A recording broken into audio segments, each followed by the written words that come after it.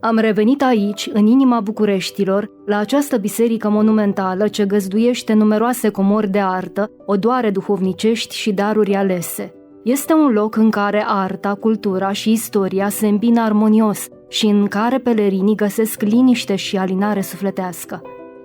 Biserica Sfântul Gheorghe Nou, una dintre cele mai impresionante biserici din București.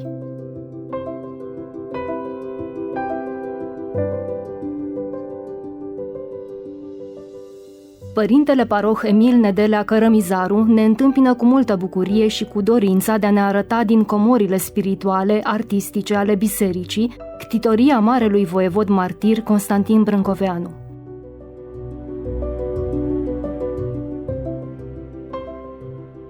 O adevărată capodoperă arhitecturală, biserica a suferit de-a lungul timpului numeroase modificări, extinderi și renovări, lucrări la care în ultimii ani a participat și arhitectul Dan Ionescu. În cursul lucrărilor de restaurare, care s-au întâmplat în anii 70 cu predilecție, până către 1984-85, sub conducerea unui mare arhitect, arhitectul Ștefan Balș, s-a descoperit o biserică mai veche, care a fost succedată de încă 2 sau 3 biserici, cele mai vechi urme fiind databile pe baza unor monezi. Mai târziu, această biserică a fost distrusă, se pare, de un cutremur produs, culmea, în timpul uneia dintre campaniile Sfântului Voievod Ștefan cel Mare al Moldovei. Această biserică a fost lăsată în ruină și a fost reconstruită de-abia către 1514-1520. Panaiotache, Nicusios sau Nicușu reface în 2-3 faze acest așezământ până către 1671-72.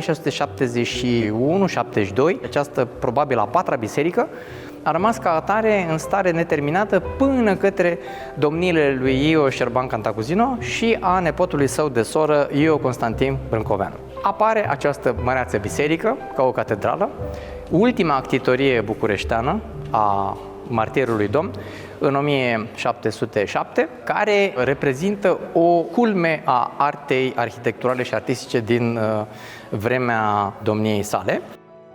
Ultima biserică a rezistat până la marele incendiu. Într-un interval foarte scurt, deci 1850-51, deci practic 3 ani jumate, 4, tot ceea ce vedem de jur împrejur, respectiv centrul istoric, cum mi se spune, a fost reconstruit. Domnul țării românești, Gheorghe Bibescu, nu mai era. El nu a reușit, în schimb fratele său, care a urmat la tron, Io Barbu Știrbei, este cel care a continuat activitatea și în timpul său s-a reconstruit biserica, terminată către 1854-55 de către arhitectul Xavier Villacroz. Biserica aceasta rezistă către anii 60-70, așa cum spuneam, când a început să fie restaurată, la solicitarea parohiei, s-a reluat sub egida Direcției Monumentelor și s-a terminat în 84-85. Iar forma aceasta pe care o vedem este din 1989-90, când s-au încheiat toate lucrările. Clopotnița, care avea un clopot excepțional, el suna îngânând numele lui Brâncoveanu, Brancovan, deci cam așa era. Foarte interesant, ceea ce este posibil. Clopotnița se găsea cam unde este acum linia de tramvai, respectiv stația din fața bisericii. Recent, în anul 2014, cu ocazia aniversării a 300 de ani de la moartea mucenicească a Sfinților Martiri Brâncoveni, biserica a fost supusă unor ample lucrări de restaurare și reabilitare, lucrări care au inclus și restaurarea iconostasului. Iată-ne și în fața acestei capodopere de artă brâncovenească, această prea frumoasă catapeteasmă a Bisericii Voievodale Sfântul Gheorghe Nou. Este lucrată sub tutela, protecția și grija Sfântului Martir Constantin Brâncoveanu. Este făcută din lemn de nuc și lucrată manual. Priviți detaliile acestea atât de frumoase, aceste elemente florale, conurile de brad din partea inferioară a catapetesmei, a iconostasului mare, câtă artă, câtă frumusețe, câtă răbdare, minuțios lucrată. Icoanele au fost restaurate separat la Muzeul Național de Artă, dar catapeteasma în sine era negrită, iar a fost lucrată în tehnica celebră bizantină bolus și tot așa a fost și restaurată. tot la atelierele Patriarhiei Române. Și a fost repusă la locul ei, cu multă trudă, cu multă muncă și resfințită în luna decembrie anului 2014. Icoana aceasta monumentală a Maicii Domnului a fost reparată de un meșter de atunci și a completat cu aceste elemente florale. Sunt elemente atât de frumoase, puse în evidență, dar care aparțin acestea ca o completare din secolul XIX, când a fost restaurată. Dar se completează armonios. Însă celelalte nu s-au umblat la ele au fost restaurate și au rămas exact în duhul vremii.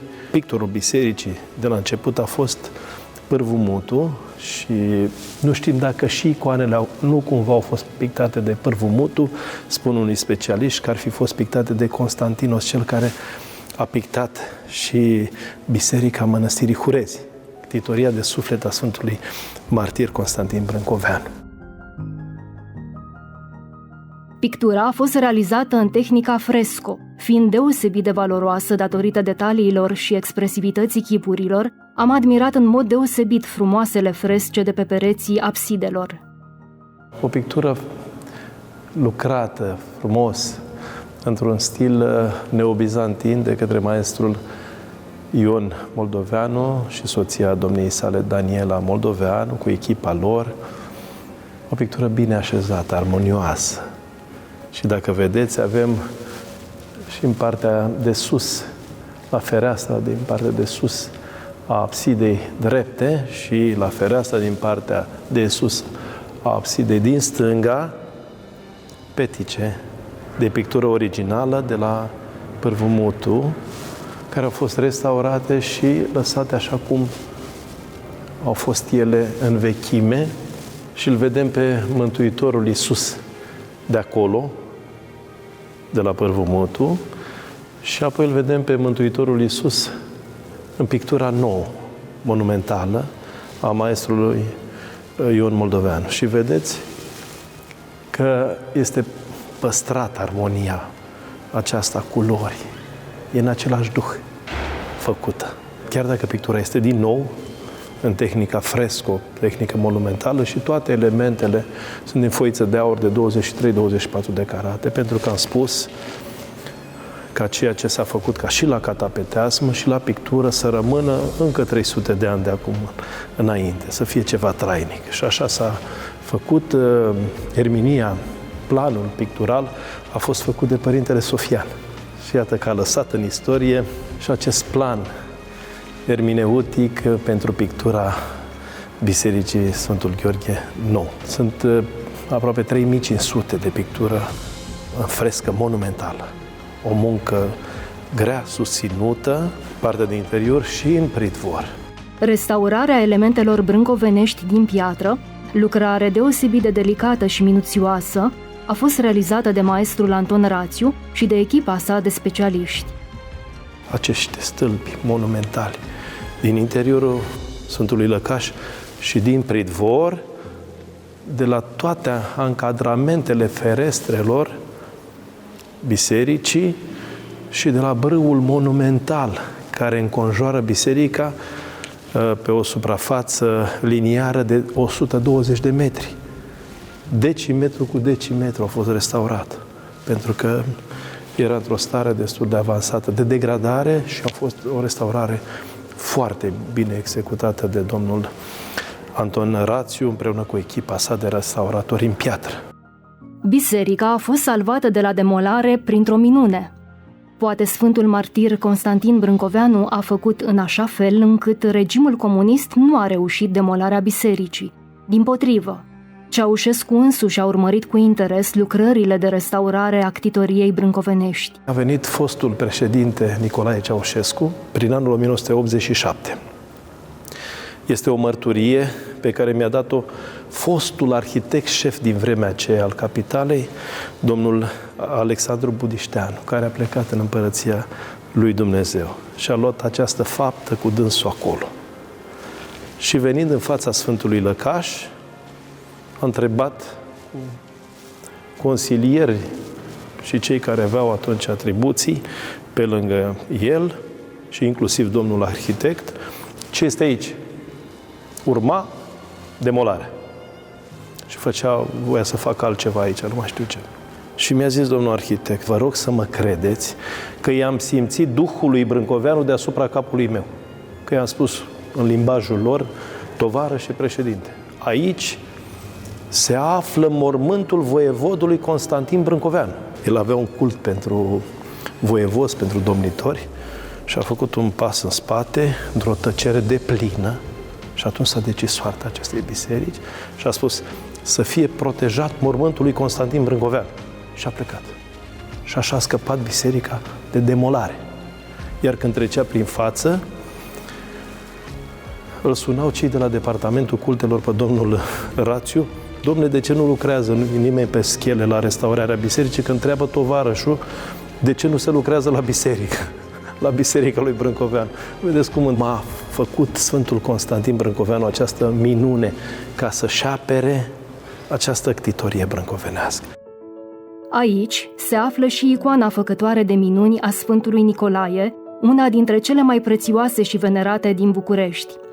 Biserica găzduiește și alte icoane, cum ar fi icoana Maicii Domnului, de asemenea făcătoare de minuni, cea a Sfintei Cuvioase Parascheva, precum și icoana Sfântului Ioan Botezătorul, la fel de veche ca cea a Sfântului Nicolae.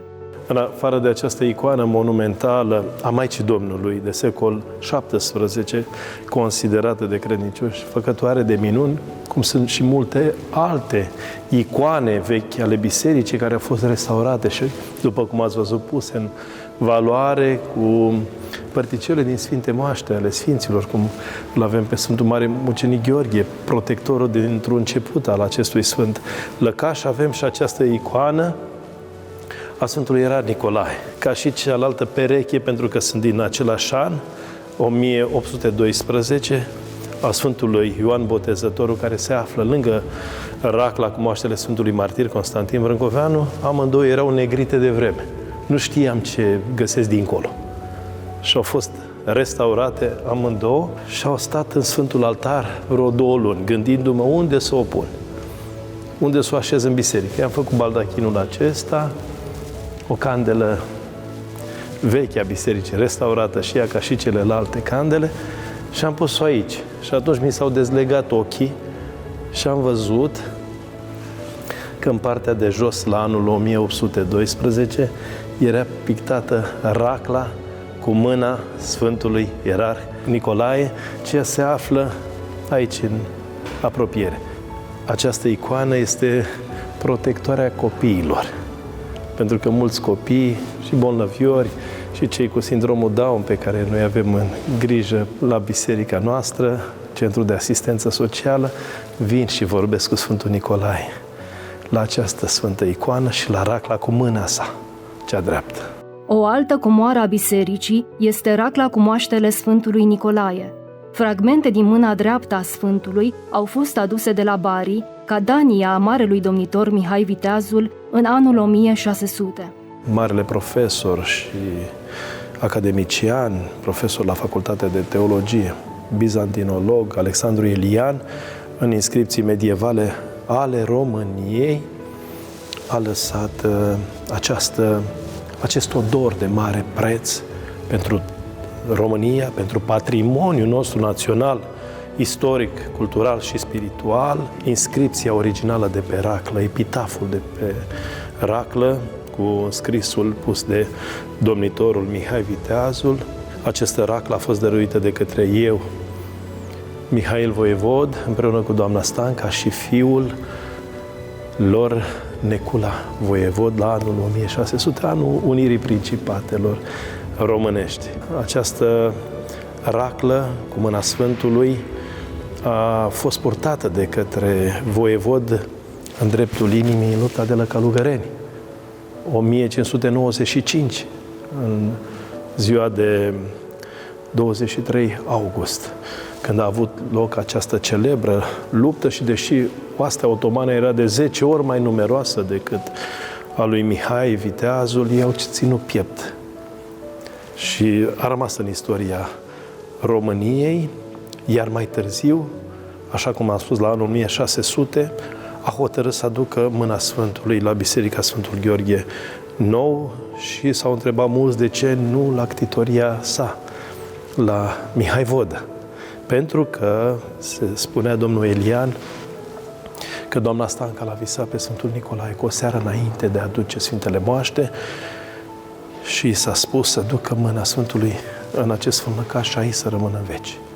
Și așa s-a făcut și sunt 423 de ani de când mâna Sfântului ocrotește România creștină.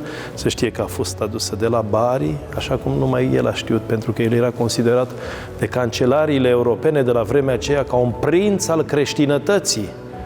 Iar papa, contemporan cu el, Clement al VIII-lea, de asemenea, avea un respect extraordinar pentru el și în conjunctura aceasta el aduce mâna aceasta a Sfântului de la Bari aici. Biserica Sfântul Gheorghe Nou este un loc ce abundă de istorie și comori de spiritualitate pentru pelerini și un reper turistic pentru vizitatorii din țară și străinătate. Se știe că în această biserică a fost prohodit voievodul poeziei românești Mihai Eminescu și tot aici au fost prohodite și alte personalități ale culturii, ale vieții politice românești. Aurel Vlaicu, Ion Luca Caragiale, George Coșbuc și mulți alții, în acest loc plin de semnificații spirituale, culturale și istorice. Cât vor dăinui pământul, Carpații și Dunărea, brâncovenii ne sunt fruntea, curajul și inima, ei rămân pe veci creștini și candele aprinse în cer, în biserică lumini și în țară sfânt drapel.